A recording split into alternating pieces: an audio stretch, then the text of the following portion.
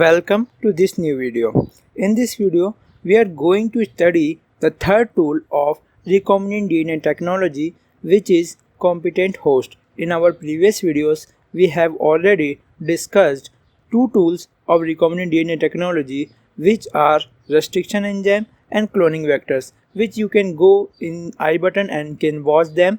And in this video, we are going to study competent host, that how a organism is made competent to take up the foreign DNA. Competent host means a bacteria or a cell of any organism which take up the foreign DNA and let it replicate and let it increase its number inside it by using host machinery. So a competent host also made competent so that they can take up the foreign DNA, and this procedure we will discuss in this video. Here we will know how a bacterial cell, how an animal cell and how a plant cell take up the foreign DNA and how we make them competent. So if you want to know all this procedure, you have to watch this video till end. If we talk about bacterial cells, so we have to discuss about cell envelope of the bacteria, in which cell envelope consists cell wall and cell membrane, and some bacteria also contains glycocalyx, but we will discuss about cell wall and cell membrane. Here both of these retard the entry of foreign DNA.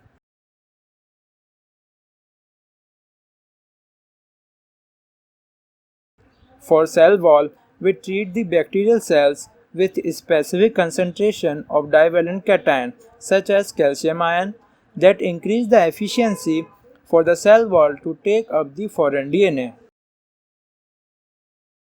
And for cell membrane, we know that cell membrane has two parts, hydrophobic and hydrophilic part, and DNA is hydrophilic, so it's difficult to transfer a hydrophilic part from a cell membrane which has a hydrophobic part.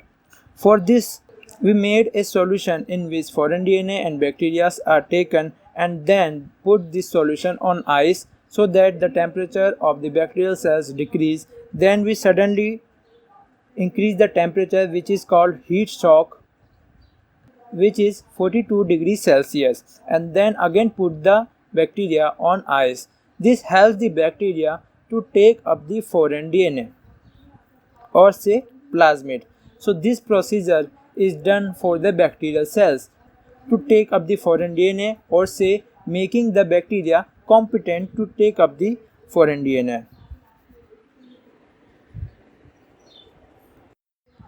For animal cells, we know that animal cells has only cell membrane as a cell envelope.